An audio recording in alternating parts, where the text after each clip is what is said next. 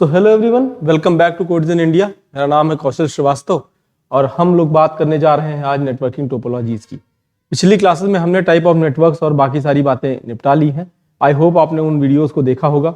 अगर उसमें कोई आपको इशू आ रहा है तो आप हमें कमेंट के माध्यम से सूचित कर सकते हैं, क्वेरीज को जो है वो डाल सकते हैं ताकि हम वहाँ से उसको टैगल कर सकें।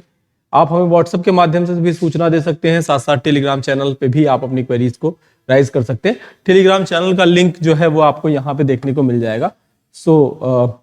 ये सिंपल सा है, ओ लेवल क्विजेस नाम से आप सर्च करेंगे तो वहाँ पे आपको दिख जाएगा। फिलहाल हम बात करने जा रहे हैं आज नेटवर्किंग टोपोलॉजीज की। और जैसा कि मैंने आपको पिछली क्लास में बताया था कि जब हम नेटवर्क आर्किटेक्चर की बात करते हैं तो हम बेसिकली बात करते हैं कि हम बनाने जा रहे हैं एक नेटवर्क, और नेटवर्क बनाने का ही जो तरीका होता है, यूँ कहें नेटवर्क क्रिएशन का जो कॉन्सेप्ट होता है, उसी को हम टोपोलॉजी के बेस पे जानते हैं। तो हम सिंपली कहें कि टोपोलॉजी क्या है, अगर हम इस बारे में बात करें तो जैसे हमने पिछले क्लास में बात करी थी लैन की, मैन की, वैन की, तो मैंने आपको बताया था कि ये अलग अलग ज्योग्राफिकल एरिया में बनाए जाते हैं। जैसे छोटी ज्योग्राफिकल एरिया है, अगर 1 किलोमीटर के अंदर है तो हमने बात करी थी लोकल एरिया नेटवर्क्स की। अगर हमने कहा था कि जब इससे आगे की बात होगी, मतलब हम थोड़ा बड़े लेवल की बात करेंगे, थोड़ा और ज्योग्राफिकल एरिया कवर करेंगे, तो हम एक शहर की बात करेंगे। और जिस शहर में हम बात करेंगे तो हम बात कर रहे थे मेट्रोपॉलिटन एरिया नेटवर्क की, यानी कि मैन की। साथ साथ मैंने बताया था कि अगर हम ग्लोबली इसी को कनेक्ट करें तो हम कहते हैं ये है हमारा वाइड एरिया नेटवर्क, और जिसपे हम आमतौर पे एग्जांपल के तौर पे इंटरनेट को देख सकते हैं। तो आज उसी को आर्किटेक्चर की बात करेंगे। और जब आर्किटेक्चर की बात होती है तो सबसे पहला कॉन्सेप्ट जो समझ में आता है कि टोपोलॉजीज का क्या है। लाइक हर जगह नेटवर्क की रिक्वायरमेंट अलग होती है, उनके कॉन्फ़िगरेशन अलग होते हैं, केबल्स अलग होंगी या इक्विपमेंट अलग होंगे। तो इसी को डिजाइन करने का कॉन्सेप्ट जो है वो कहलाता है टोपोलॉजी। तो बेसिकली हम बात करें नेटवर्क टोपोलॉजी की, तो ये ऐसे बात करें टोपोलॉजी की, तो टोपोलॉजी रिफर करता है फिजिकल कॉन्फ़िगरेशन ऑफ केबल, मतलब जो डिवाइसेस यूज की गई हैं, साथ साथ किस तरीके के कंप्यूटर यूज किए गए हैं और उसमें कौन कौन से पेरिफेरल डिवाइसेस इस्तेमाल की गई हैं। तो जब भी हम बात करेंगे टोपोलॉजी की, तो आर्किटेक्चर में कौन कौन सी चीजें हमें इस्तेमाल करनी है, किस तरीके का कंप्यूटर इस्तेमाल करना है, मतलब उसकी रिक्वायरमेंट क्या होगी, कितनी रैम होगी, कितना रैम होगा, कितना हार्ड डिस्क होगा, ये सारी बातें हम जो है इसमें डिफाइन करते हैं और उसी के बेस पे हम नेटवर्क आर्किटेक्चर तैयार करते हैं। तो अब हम जब इसे और आगे समझेंगे तो हम इसे कुछ 4-5 पार्ट में बांट के देख सकते हैं। जैसे जिसे हम कहते हैं टाइप ऑफ टोपोलॉजीज। रिक्वायरमेंट के हिसाब से अलग अलग जगहों पे अलग अलग तरीके की नेटवर्क आर्किटेक्चर बनाने पड़ते हैं, तो हमें अलग अलग टोपोलॉजीज का भी इस्तेमाल करना पड़ता है। जैसे कि एक है बस टोपोलॉजी, दूसरा star topology, ring topology, mesh topology, tree topology और हाइब्रिड टोपोलॉजी जो है वो लास्ट है।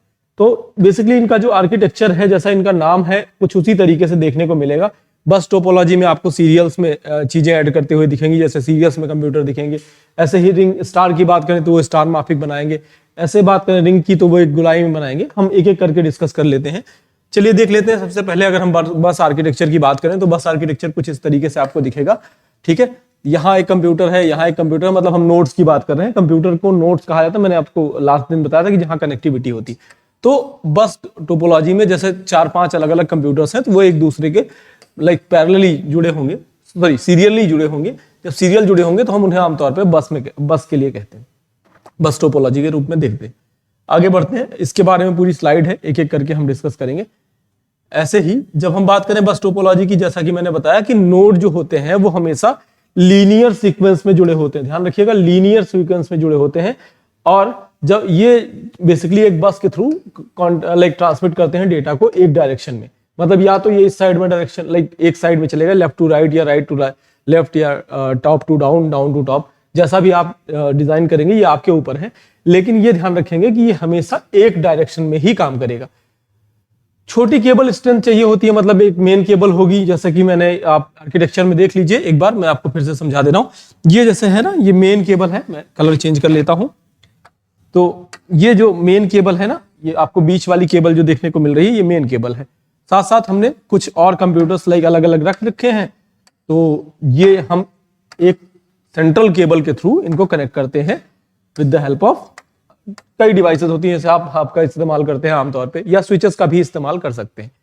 तो जब हब के थ्रू हम कनेक्ट कर रहे हैं तो ये सारे एक एक नोड्स बनाते हैं, जैसा कि मैंने आपको बताया था कि नोड्स क्रिएट किए जाते हैं। तो नोड्स अपने आप जितने भी नोड वो कनेक्ट होंगे, इसका फायदा क्या है कि मान लीजिए कि अगर जैसे ये कंप्यूटर खराब हो गया या ये नेटवर्क का डिवाइस खराब हो गया, अब हमें जरूरत नहीं कि हम इससे बाकी पे इफेक्ट नहीं आने वाला, तो हमें जरूरत क्या है कि हम ये खराब हो गया हम इसको रिप्लेस कर लेंगे, हमें दूसरे की जरूरत नहीं पड़ेगी। मतलब अगर मेन केबल में कोई इश्यू नहीं आता है तो इसके जितने भी कंपोनेंट होंगे या यूं कहें कि जितने भी डिवाइसेस इससे कनेक्ट होंगी वो सारी निकाली लगाई जा सकती हैं एज पर द रिक्वायरमेंट। तो यही इसका बेनिफिट है और इसीलिए ये बहुत इस्तेमाल होता है। आमतौर पे आपको सीरियल कनेक्शन देखने को मिलेंगे जहां भी आप जाएंगे। मतलब आमतौर पर बेसिक नेटवर्क डिजाइनिंग में हम बात करें तो हमें अक्सर देखने को मिलता है कि हम सीरियल्स पे ही काम कर रहे हैं।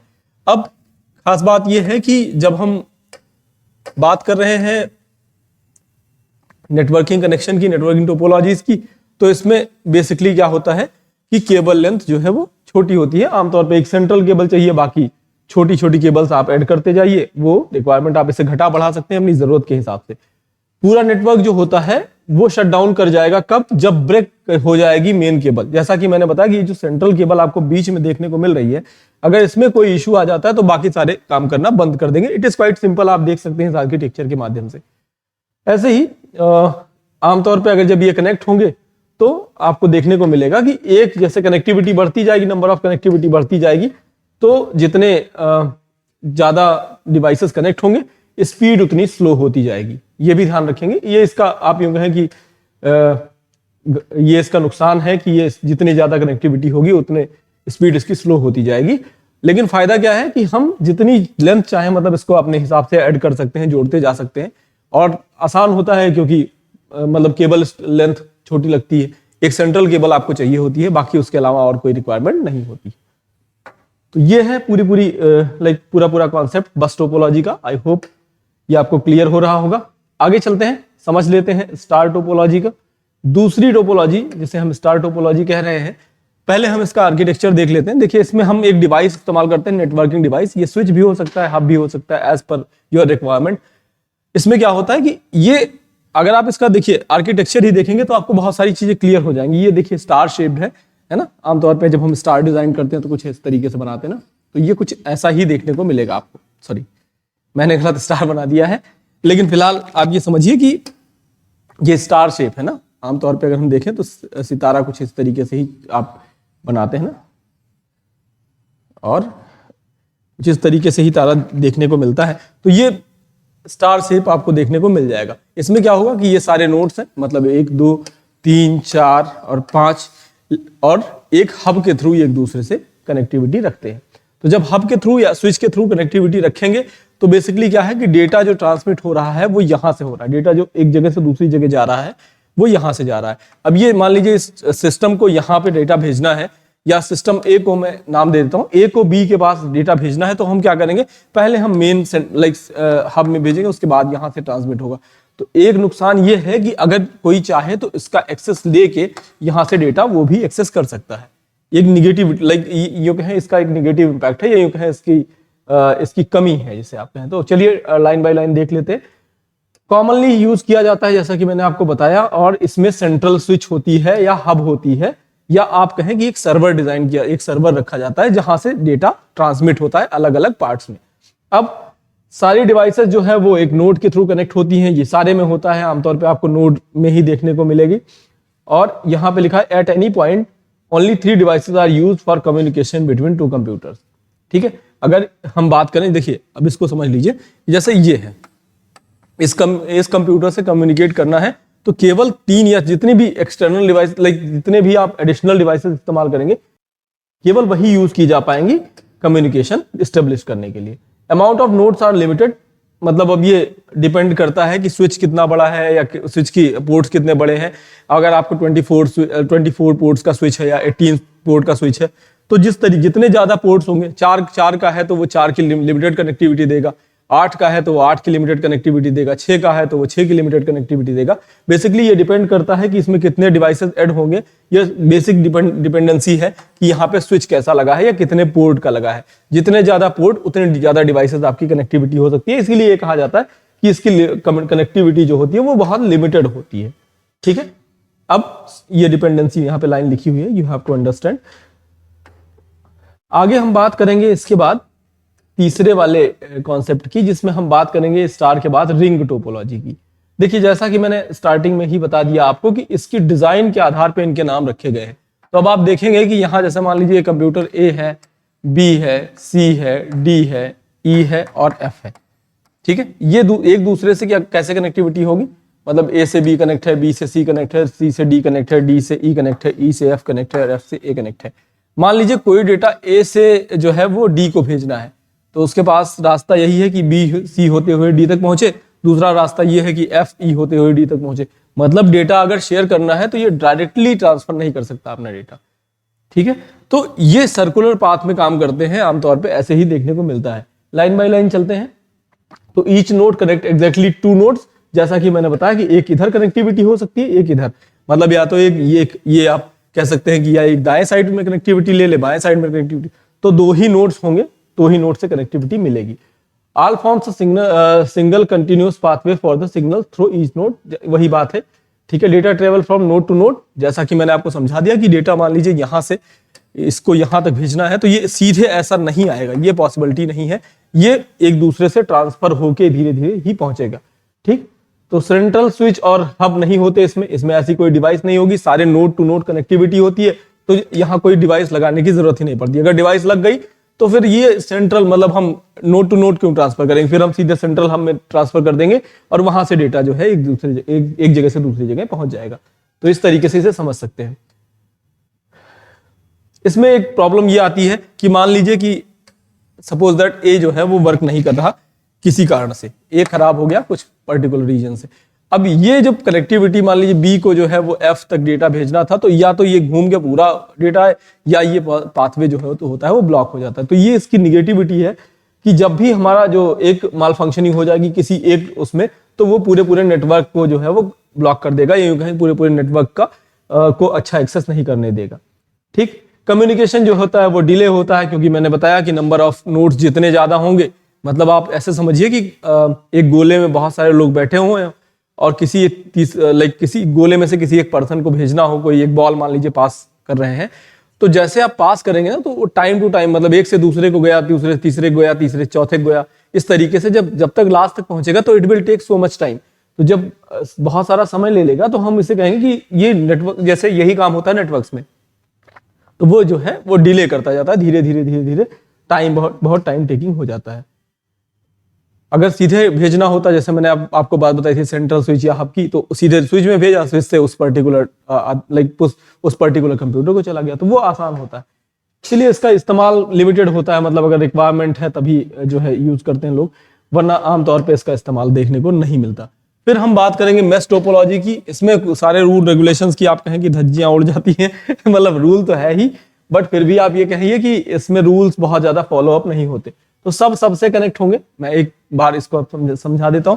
जैसे ये कंप्यूटर है, ये है बी, ये है और ये है, बीच में एक कंप्यूटर है, तो ये इससे भी है, इससे भी है, इससे भी है, इससे भी है, इससे भी है, इससे भी है, और सिमिलरली ये इससे भी है, ये इससे भी है, ये इससे भी है, सबसे कनेक्ट होंगे। तो यहाँ कोई रूल रेगुलेशन बहुत ज्यादा फॉलो अप आपको देखने को नहीं मिलेगा। तो ये एक दूसरे से भी कनेक्टिविटी करेंगे डायरेक्टली, तो इसी को हम कहते हैं मेश टोपोलॉजी।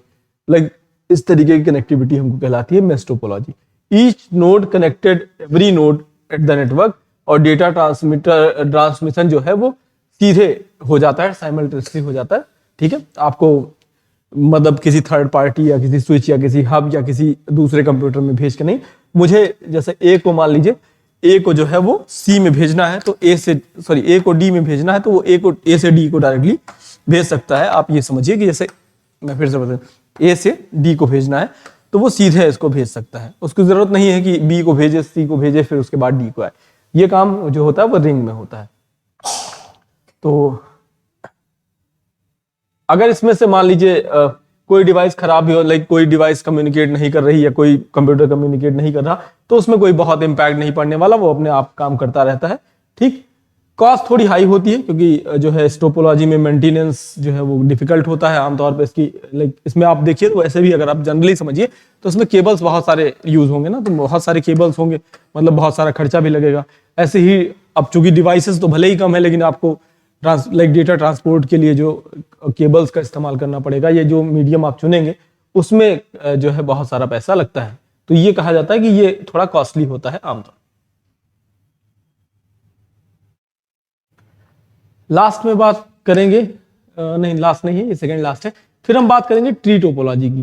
ट्री टोपोलॉजी में देखिए होता क्या है कि एक सेंट्रल स्विच, आप यूं कहिए कि एक सेंट्रल सर्वर होता है और उसके बाद वो जो है वो डेटा को स्विचेस में भेज देता है और स्विचेस के थ्रू पेरेंट कंप्यूटर जो है वो वर्क करते हैं। ऐसे ही इनके नीचे 2 कंप्यूटर्स, उनके नीचे 2 कंप्यूटर्स, उनके नीचे 2 कंप्यूटर्स, इस तरीके से डेटा जो है वो ट्री टाइप दिखता है। That's why it is known as tree topology. मैं थोड़ा सा ऊपर कर दे रहा हूं ताकि आप देख सकें। अब यहाँ देखिए, ये जैसे एक मान लीजिए सर्वर था, इसने डेटा स्विचेस में भेजा और ये 2 कंप्यूटर्स को, ऐसे ही ये इससे नीचे है तो इसने 2 कंप्यूटर्स को करा। ये वही है जैसा मैंने आपको नेटवर्क मार्केटिंग वाला कॉन्सेप्ट बताया था कि नेटवर्क मार्केटिंग वाले ऐसे करते हैं कि 2 आप मुझे जोड़िए, मैं आपको 2 जोड़ता हूं, फिर वो 2 जोड़ेंगे। इस तरीके से एक लार्ज जो है वो कम्युनिटी बनती जाती है। तो यही काम होता है यहाँ पे ट्री टोपोलॉजी में। एक पेरेंट कंप्यूटर होगा, बाकी उसके सारे चाइल्ड कंप्यूटर। मैं इसलिए बोल रहा हूँ क्योंकि उसके जो सब कंप्यूटर्स होंगे उसके नीचे जितने जुड़ते जाएंगे, ब्लॉक्स में जितने भी जुड़ते जाएंगे। आमतौर पे इसको आप कह सकते हैं स्टार और बस टोपोलॉजी का इंटीग्रेशन। ठीक, ये एक तरीके से कहा जा सकता है कि स्टार टोपोलॉजी का एक्सपेंशन है, मतलब उनका बिखराव है, उसका फैलाव है। ठीक है, और इसमें जो है नेटवर्क को बढ़ाना घटाना वो बहुत आसान होता है। मतलब ऐड कर लीजिए, नीचे जाके आप ऐड करते जाइए। बहुत सेगमेंट्स में डिवाइड होता है। ये इसकी निगेटिविटी है कि यहाँ पे जैसे मान लीजिए इस सेगमेंट में जो डेटा है वो इस पर्टिकुलर सेगमेंट में होगा, वो मतलब इसको अगर एक्सेस करना है ये डेटा, तो ये इट इज वेरी कॉम्प्लिकेटेड और बहुत टफ टास्क हो जाता है। तो ऐसे ही अगर एक सेगमेंट डैमेज होगा, मतलब ये वाला पर्टिकुलरली डैमेज हो गया या दूसरा वाला डैमेज हो गया, तो ये पूरा ये पेरेंटल ब्लॉक चला जाएगा, लेकिन दूसरे वाले पे कोई इंपैक्ट नहीं पड़ने वाला, वो अच्छे से काम करेगा। तो if a segment is damaged, other segment will not affected, as I have already told। Reliance कर सकते हैं क्योंकि मेन बस केबल्स होती हैं और मेंटेनेंस इसका थोड़ा डिफिकल्ट है, इसलिए ये कॉस्टली भी कहा जाता है। यहाँ पे लिखा नहीं है but I am telling you कि ये कॉस्टली भी समझा जाता है। आगे हम बात करेंगे हाइब्रिड टोपोलॉजी की।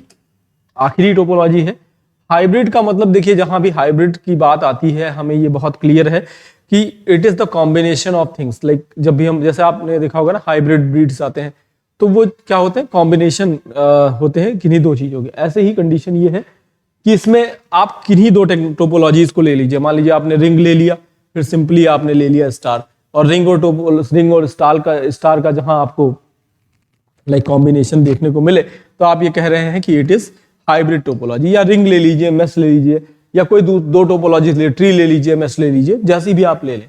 ठीक है, तो it will integrate 2 or more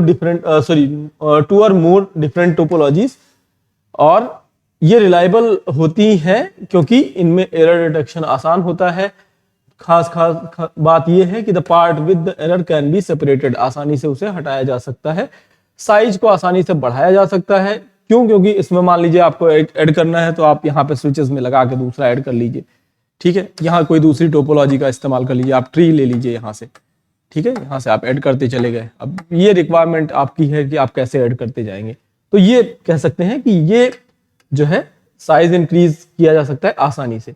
पर डिजाइन थोड़ा कॉम्प्लेक्स होता है। ठीक है, इंफ्रास्ट्रक्चर थोड़ा कॉस्टली होता है। तो जब डिजाइन कॉम्प्लेक्स होगा, इंफ्रास्ट्रक्चर अपने आप कॉस्टली होता जाएगा, क्योंकि उसमें जो डिवाइसेस या यूं कहे इक्विपमेंट की रिक्वायरमेंट होगी वो ज्यादा होगी, तो फिर कॉम्प्लेक्स होगा उसको मैनेज करना भी।